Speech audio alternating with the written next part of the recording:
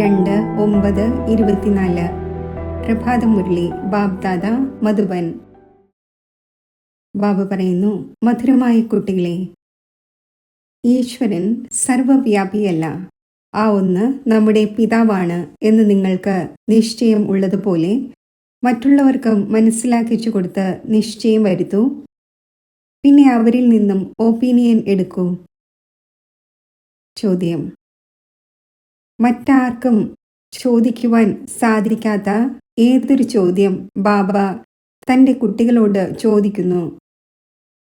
ഉത്തരം: ബാബ എപ്പോഴാണോ കുട്ടികളുമായി കൂടിക്കാഴ്ച നടത്തുന്നത് അപ്പോൾ ചോദിക്കുന്നു, കുട്ടികളെ, മുൻപ് നിങ്ങൾ എപ്പോഴെങ്കിലും കണ്ടുമുട്ടിയിട്ടുണ്ടോ? ഏത് കുട്ടികൾ മനസ്സിലാക്കിയിട്ടുണ്ടോ അവർ ഉടൻ പറയും, അതെ ബാബ, നമ്മൾ 5000 വർഷം മുമ്പ് അങ്ങയുമായി കണ്ടുമുട്ടിയിരുന്നു. ആര് മനസ്സിലാക്കുന്നില്ലയോ അവർ കുഴങ്ങിപ്പോകുന്നു. ഇങ്ങനെയുള്ള ചോദ്യം ചോദിക്കാനുള്ള ബുദ്ധി മറ്റാർക്കും തോന്നുക പോലുമില്ല. ബാബ തന്നെയാണ് നിങ്ങൾക്ക് മുഴുവൻ കൽപ്പത്തിൻ്റെയും രഹസ്യം മനസ്സിലാക്കിച്ചു തരുന്നത്. ഓം ശാന്തി. ആത്മീയ കുട്ടികളെ പ്രതി ആത്മീയ പരിധിയില്ലാത്ത പിതാവ് മനസ്സിലാക്കിച്ചു തരുന്നു. ഇവിടെ നിങ്ങൾ ബാബയുടെ മുന്നിലിരിക്കുകയാണ്. വീട്ടിൽ നിന്നും ഇറങ്ങുന്നത് തന്നെ ഈ വിചാരത്തോടെയാണ്. നമ്മൾ ശിവ് ബാബയുടെ അടുത്ത് പോകുന്നു. ആ ഒന്ന് ബ്രഹ്മാവിൻ്റെ രഥത്തിൽ വന്ന് നമുക്ക് സ്വർഗത്തിൻ്റെ സമ്പത്ത് നൽകിക്കൊണ്ടിരിക്കുന്നു. നമ്മൾ സ്വർഗത്തിലായിരുന്നു, പിന്നെ 84ൻ്റെ ചക്രം കറങ്ങി ഇപ്പോൾ നരകത്തിൽ വന്നിരിക്കുകയാണ്. മറ്റൊരു സത്സംഗത്തിലും ആർക്കും ബുദ്ധിയിൽ ഈ കാര്യങ്ങൾ ഉണ്ടായിരിക്കില്ല. നിങ്ങൾക്കറിയാം, നമ്മൾ ശിവ് ബാബയുടെ അടുത്തേക്ക് പോകുന്നു. അപ്പോൾ ഈ രഥത്തിൽ വന്ന് പഠിപ്പിക്കുകയും ചെയ്യുന്നു. ആ ഒന്ന് നമ്മൾ ആത്മാക്കളെ കൂടെ കൊണ്ടുപോകുവാനായി വന്നിരിക്കുന്നു.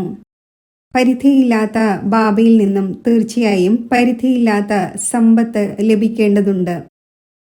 ഇതും ബാബ മനസ്സിലാക്കിച്ചു തന്നു. ഞാൻ സർവവ്യാപിയല്ല. സർവവ്യാപകം 5 വികാരമാണ്. നിങ്ങളിലും 5 വികാരമുണ്ട്. അതിനാൽ നിങ്ങൾ മഹാദുഃഖിതരായിരിക്കുന്നു. ഇപ്പോൾ ഈശ്വരൻ സർവവ്യാപിയല്ല എന്ന ഒപ്പീനിയൻ തീർച്ചയായും എഴുതിപ്പിക്കണം. കുട്ടികളായ നിങ്ങൾക്ക് ഉറച്ച നിശ്ചയമുണ്ട്. പിതാവായ ഈശ്വരൻ സർവവ്യാപിയല്ല. ബാബ സുപ്രീം പിതാവാണ്, സുപ്രീം ടീച്ചറും ഗുരുവുമാണ്. പരിധിയില്ലാത്ത സദ്ഗതിദാതാവാണ്. ആ ഒന്ന് ശാന്തി നൽകുന്നവനാണ്. മറ്റൊരു സ്ഥാനത്തും എന്താണ് ലഭിക്കേണ്ടത് എന്ന് ആരും ചിന്തിക്കുന്നതേയില്ല. രാമായണം, ഗീത തുടങ്ങിയവ പോയി കേൾക്കുന്നു. വെറും കർണരസം, ബുദ്ധിയിൽ അർത്ഥം ഒന്നും തന്നെയില്ല. മുൻപ് നമ്മൾ പരമാത്മാവ് സർവവ്യാപിയാണ് എന്ന് പറയുമായിരുന്നു. ഇപ്പോൾ ബാബ മനസ്സിലാക്കിച്ചു തരുന്നു, ഇത് അസത്യമാണ്. വലിയ ഗ്ലാനിയുടെ കാര്യമാണ്. അപ്പോൾ ഈ ഒപ്പീനിയനും വളരെ ആവശ്യമാണ്. ഇക്കാലത്ത് ആരെക്കൊണ്ടാണോ നിങ്ങൾ ഒപ്പീനിയനും മറ്റും എഴുതിക്കുന്നത് അവർ എഴുതുന്നു, ബ്രഹ്മകുമാരിമാർ നല്ല കാര്യമാണ് ചെയ്യുന്നത്, വളരെ നല്ല അറിവ് നൽകുന്നു, ഈശ്വരനെ പ്രാപ്തമാക്കാനുള്ള വഴി പറഞ്ഞു തരുന്നു. ഇതിലൂടെ ലോകരുടെ മനസ്സിൽ കേവലം നല്ലതാണ് എന്ന പ്രഭാവമാണ് പതിയുന്നത്. പിന്നെ മുഴുവൻ ലോകത്തിലെ മനുഷ്യരും ഈശ്വരൻ സർവവ്യാപിയാണ് എന്ന് പറയുന്നത് വലിയ തെറ്റാണ് എന്ന് ആരും തന്നെ എഴുതി നൽകുന്നില്ല. ഈശ്വരൻ പിതാവും ടീച്ചറും ഗുരുവുമാണ്. ഒന്നാമതായി മുഖ്യ കാര്യം ഇതാണ്. രണ്ടാമതായി ഒപ്പീനിയൻ ആവശ്യമാണ്. ഈ അറിവിലൂടെ നമ്മൾ മനസ്സിലാക്കുന്നുണ്ട്, ഗീതയുടെ ഭഗവാൻ ശ്രീകൃഷ്ണനല്ല. ഭഗവാൻ എന്ന് ഏതെങ്കിലും മനുഷ്യനെയോ ദേവതയോ അല്ല പറയുന്നത്. ഭഗവാൻ ഒന്നാണ്, അത് പിതാവാണ്. ആ പിതാവിൽ നിന്ന് തന്നെയാണ് ശാന്തിയുടെയും സുഖത്തിൻ്റെയും സമ്പത്ത് ലഭിക്കുന്നത്. ഇങ്ങനെയുള്ള ഒപ്പീനിയൻ എടുക്കണം. ഇപ്പോൾ നിങ്ങൾ ഏതൊരു ഒപ്പീനിയൻ എടുക്കുന്നുവോ അത് ഉപയോഗമുള്ള ഒന്നും എഴുതുന്നില്ല. പിന്നെ ഇവിടെ വളരെ നല്ല ശിക്ഷണമാണ് നൽകുന്നത്. ഇത്രത്തോളം എഴുതുന്നു. ബാക്കി ഏതിലാണോ നിങ്ങളുടെ വിജയമുണ്ടാകേണ്ടത് ആ മുഖ്യമായ കാര്യം എഴുതിക്കൂ. ഈ ബ്രഹ്മകുമാരിമാർ സത്യമാണ് പറയുന്നത്. ഈശ്വരൻ സർവവ്യാപിയല്ല. ആ ഒന്ന് പിതാവാണ്. ആ ഒന്ന് തന്നെയാണ് ഗീതയുടെ ഭഗവാൻ. ബാബ ഒന്ന് ഭക്തിമാർഗത്തിൽ നിന്നും മോചിപ്പിച്ച് ജ്ഞാനം നൽകുന്നു. പതീത പാവനി ജലത്തിന്റെ ഗംഗയല്ല, എന്നാൽ ഒരു ബാബയാണ് എന്ന ഒപ്പീനിയനും ആവശ്യമാണ്. ഇങ്ങനെയുള്ള ഒപ്പീനിയൻ എപ്പോഴാണോ എഴുതുന്നത് അപ്പോഴാണ് നിങ്ങളുടെ വിജയം ഉണ്ടാകുന്നത്. ഇപ്പോൾ സമയം കിടക്കുകയാണ്. ഇപ്പോൾ നിങ്ങളുടെ ഏതൊരു സർവീസ് നടക്കുന്നുവോ അതിന് ഇത്രയും ചിലവുണ്ടാകുന്നു. ഇപ്പോൾ കുട്ടികളായ നിങ്ങൾ തന്നെയാണ് അന്യോന്യം സഹായിക്കുന്നത്. പുറത്തുള്ളവർക്ക് ഒന്നും അറിയുകയില്ല. നിങ്ങൾ തന്നെയാണ് തൻ്റെ ശരീരവും മനസ്സും ധനവും കൊണ്ട് ചിലവ് ചെയ്ത് തങ്ങൾക്ക് വേണ്ടി രാജധാനി സ്ഥാപിക്കുന്നത്. ആര് ചെയ്യുമോ അവർ നേടും, ആര് ചെയ്യുന്നില്ലയോ അവർ നേടുകയുമില്ല. കൽപ്പകൽപ്പങ്ങളിൽ നിങ്ങൾ തന്നെയാണ് ചെയ്യുന്നത്. നിങ്ങൾ തന്നെയാണ് നിശ്ചയബുദ്ധിയാകുന്നത്. നിങ്ങൾ മനസ്സിലാക്കുന്നുണ്ട് ബാബ പിതാവുമാണ്, ടീച്ചറുമാണ്. ഗീതയുടെ ജ്ഞാനവും യഥാർത്ഥ രീതിയിൽ കേൾപ്പിക്കുന്നു. ഭക്തിമാർഗത്തിൽ ഗീത കേട്ടു വന്നുവെങ്കിലും രാജ്യം പ്രാപ്തമാക്കിയില്ല. ഈശ്വരീയ മതത്തിൽ നിന്ന് മാറി ആസുരീയ മതമായി, ക്യാരക്ടർ കേടായി, പതീതമായി മാറി. കുംഭമേളയിൽ എത്ര മനുഷ്യർ കോടിക്കണക്കിന് സംഖ്യയിൽ പോകുന്നു. എവിടെയെല്ലാം ജലം കാണുന്നുവോ അവിടെ പോകുന്നു. ജലത്തിലൂടെ തന്നെയാണ് പാവനമാകുന്നത് എന്ന് വിചാരിക്കുന്നു. ഇപ്പോൾ ജലമാണെങ്കിൽ പലയിടങ്ങളിൽ നദികളിൽ നിന്നും വന്നുകൊണ്ടിരിക്കുന്നു. ഇതിലൂടെ ആർക്കും പാവനമാകുവാൻ സാധിക്കുമോ? ജലത്തിൽ സ്നാനം ചെയ്യുന്നതിലൂടെ നമ്മൾ പതീതത്തിൽ നിന്നും പാവനമായി ദേവതയായി മാറുമോ? ഇപ്പോൾ നിങ്ങൾ മനസ്സിലാക്കുന്നുണ്ട് ആർക്കും പാവനമാകുവാൻ സാധിക്കില്ല. ഇത് തെറ്റാണ്. അപ്പോൾ ഈ 3 കാര്യങ്ങളിൽ ഒപ്പീനിയൻ എടുക്കേണ്ടത് ആവശ്യമാണ്. ഇപ്പോൾ കേവലം പ്രസ്ഥാനം നല്ലതാണ് എന്ന് പറയുന്നു. ബ്രഹ്മകുമാരിമാരിൽ മാന്ത്രിക വിദ്യയുണ്ട്, അപഹരിക്കുന്നു എന്ന് ധാരാളം പേരുടെ ഉള്ളിൽ ഏതൊരു തെറ്റിദ്ധാരണയാണോ നിറഞ്ഞിരിക്കുന്നത് ആ ചിന്തകൾ അകന്നു പോകുന്നു. കാരണം ശബ്ദമാണെങ്കിൽ വളരെയധികം വ്യാപിച്ചിരിക്കുകയാണല്ലോ. വിദേശം വരെയും ഈ ശബ്ദം വ്യാപിച്ചിരുന്നു. ഇദ്ദേഹത്തിന് 16,108 റാണിമാർ വേണമെന്നും അതിൽ 400 പേരെ ലഭിച്ചുവെന്നും. കാരണം ആ സമയത്ത് സത്സംഗത്തിൽ 400 പേർ വരുമായിരുന്നു. ധാരാളം പേർ വിരോധം കാണിച്ചു, പിക്കറ്റിങ്ങും മറ്റും നടത്തുമായിരുന്നു. എന്നാൽ ബാബയുടെ മുന്നിൽ ആരുടേതും നടന്നില്ല. ഈ മാന്ത്രിക വിദ്യ പിന്നെ എവിടെ നിന്നും വന്നു എന്നെല്ലാവരും പറയുമായിരുന്നു. പിന്നെ അത്ഭുതം നോക്കൂ, ബാബ കറാച്ചിയിലായിരുന്നു. സ്വയമേ തന്നെ മുഴുവൻ കൂട്ടവും പരസ്പരം ഒത്തുചേർന്ന് ഓടി വന്നു. നമ്മൾ വീട്ടിൽ നിന്നും എങ്ങനെയാണ് ഓടിയത് എന്ന് ആർക്കും തന്നെ അറിയാൻ കഴിഞ്ഞില്ല. ഇത്രയും പേർ എവിടെ പോയി താമസിക്കും എന്നും ചിന്തിച്ചില്ല. പിന്നെ പെട്ടെന്ന് തന്നെ ബംഗ്ലാവ് വാങ്ങി. അപ്പോൾ ഇന്ദ്രജാലത്തിന്റെ കാര്യമായല്ലോ. ഇപ്പോഴും പറഞ്ഞുകൊണ്ടിരിക്കുന്നു ഇത് മാന്ത്രിക വിദ്യയാണ്. ബ്രഹ്മകുമാരിമാരുടെ അടുക്കൽ പോവുകയാണെങ്കിൽ പിന്നെ മടങ്ങി വരില്ല. അവർ സ്ത്രീ പുരുഷന്മാരെ സഹോദരി സഹോദരനാക്കുന്നു. പിന്നെ എത്ര പേർ വരുന്നതേയില്ല. ഇപ്പോൾ നിങ്ങളുടെ എക്സിബിഷനും മറ്റും കാണുമ്പോൾ അവരുടെ ബുദ്ധിയിൽ ഏത് കാര്യമാണോ ഉണ്ടായിരുന്നത് അത് അകന്നു പോകുന്നു. പിന്നെ ബാബ ഏതൊരു ഒപ്പീനിയനാണോ ആഗ്രഹിക്കുന്നത് അത് ആരും എഴുതുന്നില്ല. ബാബയ്ക്ക് ആ ഒപ്പീനിയനാണ് വേണ്ടത്. ഇവർ എഴുതണം ഗീതയുടെ ഭഗവാൻ ശ്രീകൃഷ്ണനല്ല. മുഴുവൻ ലോകവും വിചാരിക്കുന്നത് ശ്രീകൃഷ്ണ ഭഗവാൻ ഉവാച്ച എന്നാണ്. എന്നാൽ ശ്രീകൃഷ്ണൻ പൂർണ്ണമായും 84 ജന്മങ്ങൾ എടുക്കുന്നു. ശിവബാബ പുനർജന്മരഹിതനാണ്. അപ്പോൾ ഇതിൽ ധാരാളം പേരുടെ ഒപ്പീനിയൻ ആവശ്യമാണ്. ഗീത കേൾക്കുന്നവർ അനേകമുണ്ട്. പിന്നീട് ഇത് പത്രത്തിലും ഇറങ്ങുന്നത് കാണും. ഗീതയുടെ ഭഗവാൻ പരംപിതാ പരമാത്മാ ശിവനാണ്. ആ ഒന്ന് പിതാവും ടീച്ചറും സർവരുടെയും സദ്ഗതി ദാതാവുമാണ്. ശാന്തിയുടെയും സുഖത്തിന്റെയും സമ്പത്ത് കേവലം ആ ഒന്നിൽ നിന്നും ലഭിക്കുന്നു. പിന്നെ ഇപ്പോൾ നിങ്ങൾ പ്രയത്നിക്കുന്നു, ഉദ്ഘാടനം നടത്തിക്കുന്നു. കേവലം മനുഷ്യരുടെ തെറ്റിദ്ധാരണകൾ അകന്നു പോകുന്നു. നല്ല വിശദീകരണം ലഭിക്കുന്നു. പിന്നെ ബാബ പറയുന്നത് പോലെ അവർ ഒപ്പീനിയൻ എഴുതണം. മുഖ്യ ഒപ്പീനിയൻ ഇതാണ്. പിന്നെ ഈ പ്രസ്ഥാനം വളരെ നല്ലതാണ് എന്ന് അഭിപ്രായം നൽകുന്നു. ഇതിലൂടെ എന്ത് നടക്കും? പിന്നെ മുന്നോട്ട് പോകവേ എപ്പോഴാണോ വിനാശവും സ്ഥാപനയും സമീപമാകുന്നത്, അപ്പോൾ നിങ്ങൾക്ക് ഈ ഒപ്പീനിയനും ലഭിക്കും. മനസ്സിലാക്കിയ ശേഷം എഴുതും. ഇപ്പോൾ നിങ്ങളുടെ അടുക്കൽ വരാൻ തുടങ്ങിയല്ലോ. ഇപ്പോൾ നിങ്ങൾക്ക് ജ്ഞാനം ലഭിച്ചു. ഒരു പിതാവിൻ്റെ കുട്ടികളായി നമ്മൾ എല്ലാവരും സഹോദരന്മാരാണ്. ഇതാർക്കും മനസ്സിലാക്കിച്ചു കൊടുക്കുന്നത് വളരെ സഹജമാണ്. എല്ലാ ആത്മാക്കളുടെയും പിതാവ് ഒരു സുപ്രീം ബാബയാണ്. ആ ഒന്നിൽ നിന്നും തീർച്ചയായും സുപ്രീമായ പരിധിയില്ലാത്ത പദവിയും ലഭിക്കേണ്ടത് ആവശ്യമാണ്. അത് 5000 വർഷങ്ങൾക്ക് മുമ്പ് നിങ്ങൾക്ക് ലഭിച്ചിരുന്നു. അവർ കലിയുഗത്തിന്റെ ആയുസ് ലക്ഷക്കണക്കിന് വർഷങ്ങൾ എന്ന് പറയുന്നു. നിങ്ങൾ 5000 വർഷം എന്ന് പറയുന്നു. എത്ര വ്യത്യാസമാണ്! ബാബ മനസ്സിലാക്കിച്ചു തരുന്നു. 5000 വർഷങ്ങൾക്ക് മുമ്പ് വിശ്വത്തിൽ ശാന്തി ഉണ്ടായിരുന്നു. ഈ എയിം ഒബ്ജക്റ്റ് മുന്നിൽ നിൽക്കുകയാണ്. ഇവരുടെ രാജ്യത്തിൽ വിശ്വത്തിൽ ശാന്തി ഉണ്ടായിരുന്നു. ഈ രാജധാനി നമ്മൾ വീണ്ടും സ്ഥാപിച്ചുകൊണ്ടിരിക്കുന്നു. മുഴുവൻ വിശ്വത്തിലും സുഖവും ശാന്തിയും ഉണ്ടായിരുന്നു. ഏതെങ്കിലും ദുഃഖത്തിന്റെ പേരേ ഉണ്ടായിരുന്നില്ല. ഇപ്പോഴാണെങ്കിൽ അപാര ദുഃഖമാണ്.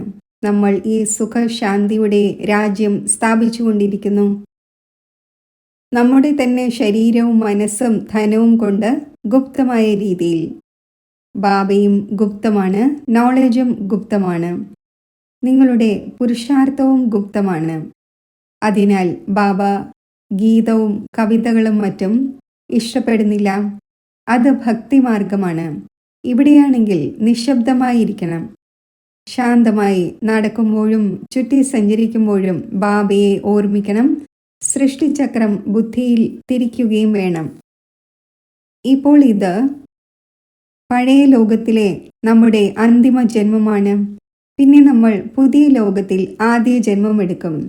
ആത്മാവ് തീർച്ചയായും പവിത്രമാകണം. ഇപ്പോഴാണെങ്കിൽ എല്ലാ ആത്മാക്കളും പതീതമാണ്. നിങ്ങൾ ആത്മാവിനെ പവിത്രമാക്കുന്നതിനായി ബാബയുമായി യോഗം യോജിപ്പിക്കുന്നു. ബാബ സ്വയം പറയുന്നു, കുട്ടികളെ, ദേഹസഹിതം ദേഹത്തിന്റെ എല്ലാ സംബന്ധങ്ങളും ഉപേക്ഷിക്കൂ. ബാബ പുതിയ ലോകം തയ്യാറാക്കിക്കൊണ്ടിരിക്കുന്നു. അതിനെ ഓർമ്മിക്കൂ. അപ്പോൾ നിങ്ങളുടെ പാപം ഇല്ലാതാകട്ടെ. നിങ്ങൾക്ക് വിശ്വത്തിന്റെ ചക്രവർത്തി പദം നൽകുന്ന ബാബ ആരാണോ, അങ്ങനെയുള്ള ബാബയെ നിങ്ങൾ എങ്ങനെയാണ് മറക്കുന്നത്? ആ ഒന്ന് പറയുന്നു, കുട്ടികളെ, ഈ അന്തിമ ജന്മം കേവലം പവിത്രമാകൂ.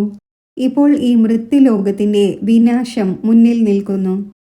ഈ വിനാശവും കൃത്യം 5000 വർഷങ്ങൾക്ക് മുമ്പേ ഇതേപോലെ തന്നെ നടന്നിരുന്നു.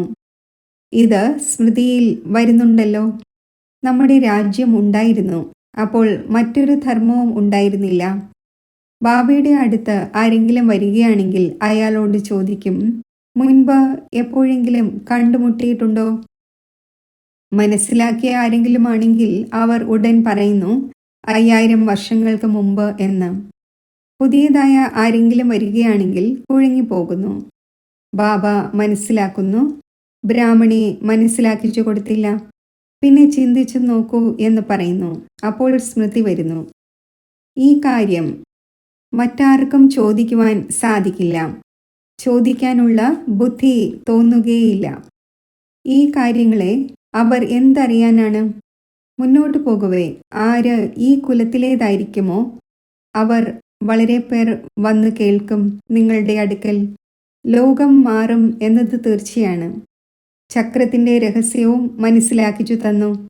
ഇപ്പോൾ പുതിയ ലോകത്തിലേക്ക് പോകേണ്ടതുണ്ട്. ഈ പഴയ ലോകത്തെ മറന്നേക്കൂ. ബാബ പുതിയ കെട്ടിടം നിർമ്മിക്കുകയാണെങ്കിൽ ബുദ്ധി അതിലേക്ക് പോകുന്നു. പഴയ കെട്ടിടത്തിൽ പിന്നെ മമത്വം ഉണ്ടായിരിക്കില്ല. ഇത് പിന്നെ പരിധിയില്ലാത്ത കാര്യമാണ്. ബാബ പുതിയ ലോകമായ സ്വർഗം സ്ഥാപിച്ചുകൊണ്ടിരിക്കുന്നു. അതിനാൽ ഇപ്പോൾ ഈ പഴയ ലോകത്തെ കണ്ടും കാണാതിരിക്കൂ. മമത്വം പുതിയ ലോകത്തിൽ ഉണ്ടായിരിക്കട്ടെ. ഈ പഴയ ലോകത്തോട് വൈരാഗ്യം. അവരാണെങ്കിൽ ഹഠയോഗത്തിലൂടെ പരിധിയുള്ള സന്യാസം ചെയ്ത് കാട്ടിൽ പോയി ഇരിക്കുന്നു. നിങ്ങളുടേത് മുഴുവൻ പഴയ ലോകത്തോടുള്ള വൈരാഗ്യമാണ്. ഇതിൽ അളവറ്റ ദുഃഖമാണ്. പുതിയ സത്യയുഗി ലോകത്തിൽ അപാര സുഖമാണ്. അപ്പോൾ തീർച്ചയായും അതിനെ ഓർമ്മിക്കും. ഇവിടെ എല്ലാവരും ദുഃഖം നൽകുന്നവരാണ്. മാതാവ്, പിതാവ് തുടങ്ങി എല്ലാവരും വികാരങ്ങളിൽ കുടുക്കും. ബാബ പറയുന്നു, കാമം മഹാശത്രുവാണ്. അതിനെ ജയിക്കുന്നതിലൂടെ തന്നെയാണ് നിങ്ങൾ ജഗത് ജീതാകുന്നത്. ഈ രാജയോഗം ബാബ പഠിപ്പിക്കുന്നു. അതിലൂടെ നമ്മൾ ഈ പദവി നേടുന്നു. ഇങ്ങനെ പറയൂ. നമ്മളോട് സ്വപ്നത്തിൽ ഭഗവാൻ പറയുന്നു, പാവനമാകൂ, എങ്കിൽ സ്വർഗത്തിൻ്റെ രാജപദം ലഭിക്കും.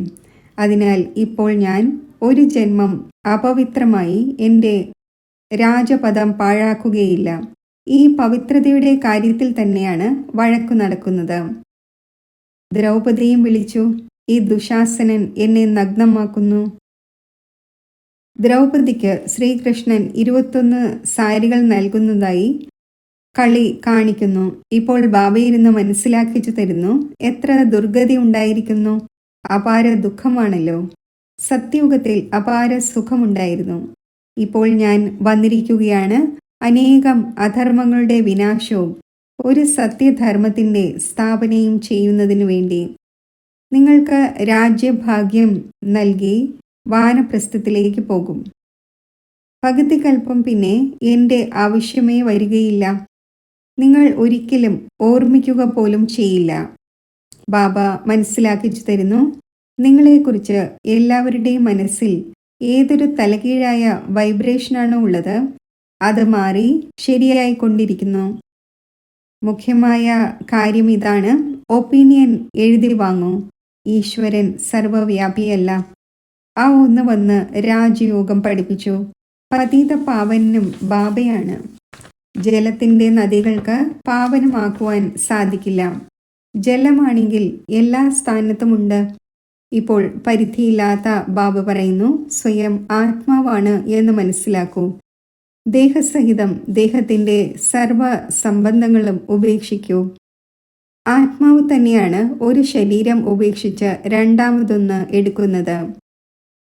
പിന്നെ അവർ പറയുന്നു, ആത്മാവ് നിർലേപമാണ്. ആത്മാവ് തന്നെയാണ് പരമാത്മാവെന്ന്. ഇത് ഭക്തിമാർഗത്തിലെ കാര്യങ്ങളാണ്. കുട്ടികൾ പറയുന്നു, ബാബ എങ്ങനെ ഓർമ്മിക്കണം? സ്വയം ആത്മാവാണ് എന്ന് മനസ്സിലാക്കുന്നുണ്ടല്ലോ. ആത്മാവ് എത്ര ചെറിയ ബിന്ദുവാണ്. അപ്പോൾ അതിൻ്റെ പിതാവും ഇത്രയും ചെറുതായിരിക്കും. ആ ഒന്ന് പുനർജന്മത്തിൽ വരുന്നില്ല. ബുദ്ധിയിൽ ഈ ജ്ഞാനമുണ്ട്. ബാബയുടെ ഓർമ്മ എന്തുകൊണ്ട് വരില്ല? നടക്കുമ്പോഴും ചുറ്റി സഞ്ചരിക്കുമ്പോഴും ബാബയെ ഓർമ്മിക്കൂ. ശരി, ബാബയുടേത് വലിയ രൂപമായി തന്നെ മനസ്സിലാക്കിക്കൊള്ളൂ. എന്നാൽ ഒന്നിനെ തന്നെ ഓർമ്മിക്കൂ. അപ്പോൾ നിങ്ങളുടെ പാപം ഇല്ലാതാകട്ടെ. മറ്റേതെങ്കിലും ഉപായമേ ഇല്ല. ആര് മനസ്സിലാക്കുന്നുവോ അവർ പറയുന്നു, ബാബ അങ്ങയുടെ ഓർമ്മയിലൂടെ നമ്മൾ പാവനമായി പാവനലോകമായ വിശ്വത്തിൻ്റെ അധികാരിയാകുന്നു. അപ്പോൾ നമ്മൾ എന്തുകൊണ്ട് ഓർമ്മിക്കുകയില്ല? അന്യോന്യവും ഓർമ്മ വരുത്തണം. അപ്പോൾ പാപം ഇല്ലാതാകും. ശരി, മധുരമധുരമായ സിഖിലതെ കുട്ടികൾക്ക് മാതാവും പിതാവുമായ ബാബ് ദാദയുടെ സ്നേഹസ്മരണകൾ. Good morning. ആത്മീയ പിതാവിൻ്റെ ആത്മീയ കുട്ടികൾക്ക് നമസ്തേ. ധാരണയ്ക്കുള്ള മുഖ്യസാരം. ഏതുപോലെ ബാബയും നോളജും ഗുപ്തമാണോ, അതേപോലെ പുരുഷാർത്ഥവും ഗുപ്തമായി ചെയ്യണം. ഗീതം, കവിതകൾ തുടങ്ങിയവയ്ക്ക് പകരം നിശബ്ദമായി ഇരിക്കുന്നത് നല്ലതാണ്. ശാന്തമായി നടക്കുമ്പോഴും ചുറ്റി സഞ്ചരിക്കുമ്പോഴും ബാബയെ ഓർമ്മിക്കണം. പഴയ ലോകം മാറിക്കൊണ്ടിരിക്കുകയാണ്. അതിനാൽ ഇതിനോടുള്ള മമത്വം മാറ്റണം. ഇതിനെ കണ്ടുകൊണ്ടും കാണാതിരിക്കണം. ബുദ്ധി പുതിയ ലോകത്തിൽ ചേർക്കണം. വരദാനം: ബ്രാഹ്മണ ജന്മത്തിൻ്റെ വിശേഷതയെ നാച്ചുറൽ നേച്ചർ ആക്കുന്ന സഹജ പുരുഷാർത്ഥിയായി ഭവിക്കട്ടെ. ബ്രാഹ്മണ ജന്മവും വിശേഷമാണ്. ബ്രാഹ്മണ ധർമ്മവും കർമ്മവും വിശേഷമാണ്, അതായത് സർവശ്രേഷ്ഠമാണ്. കാരണം ബ്രാഹ്മണർ കർമ്മത്തിൽ സാകാര ബ്രഹ്മ ബാബയെ ഫോളോ ചെയ്യുന്നു. അപ്പോൾ ബ്രാഹ്മണരുടെ നേച്ചർ തന്നെ വിശേഷ നേച്ചറാണ്. സാധാരണമായതോ മായാവി നേച്ചറോ ബ്രാഹ്മണരുടെ നേച്ചറല്ല. കേവലം ഇത് സ്മൃതി സ്വരൂപത്തിൽ ഉണ്ടായിരിക്കണം. ഞാൻ വിശേഷ ആത്മാവാണ്. ഈ നേച്ചർ എപ്പോഴാണോ നാച്ചുറൽ ആകുന്നത്, അപ്പോൾ ബാബയ്ക്ക് സമ്മാനമാകുന്നത് സഹജമായി അനുഭവപ്പെടും. സ്മൃതി സ്വരൂപം തന്നെ സമർത്ഥ സ്വരൂപമായി മാറും. ഇതുതന്നെയാണ് സഹജ പുരുഷാർത്ഥം. സ്ലോഗൻ: പവിത്രതയുടെയും ശാന്തിയുടെയും ലൈറ്റ് 4 ഭാഗത്തും വ്യാപിപ്പിക്കുന്നവർ തന്നെയാണ് ലൈറ്റ് ഹൗസ്. ഓം ശാന്തി.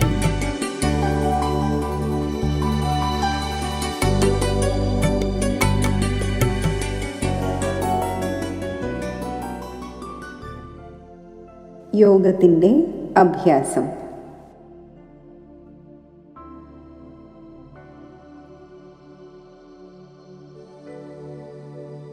ഞാൻ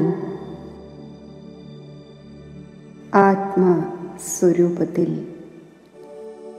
സ്ഥിതി ചെയ്യുകയാണ്.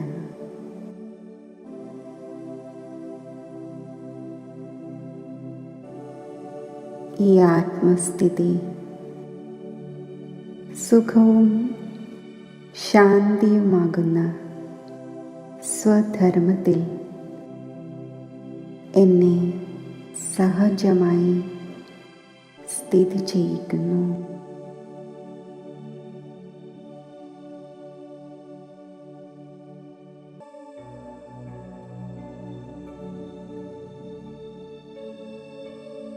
ബിന്ദുരൂപമായ ഞാൻ ശാന്തിധാമമാകുന്ന എൻ്റെ സ്വഗ്രഹത്തിൽ സഹജമായി സ്ഥിതി ചെയ്യുന്നു.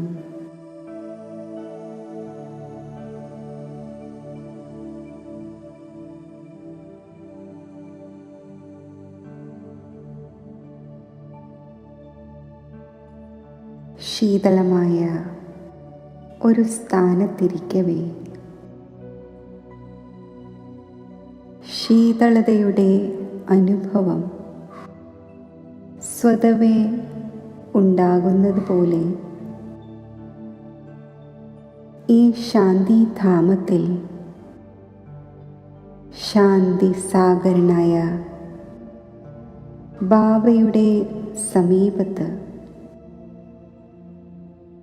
ഈ ഒന്നിൻ്റെ മാത്രം ഓർമ്മയിൽ മഗ്നമായിരിക്കുമ്പോൾ ഗഹനമായ ശാന്തിയുടെ, ആത്മശാന്തിയുടെ അനുഭവം എനിക്ക് പ്രാപ്തമാവുകയാണ്.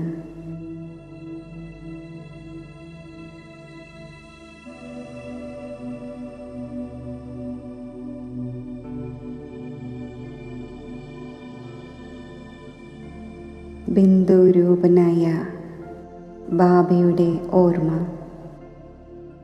എന്നിൽ ഉൾക്കൊള്ളപ്പെട്ടിരിക്കുന്നു.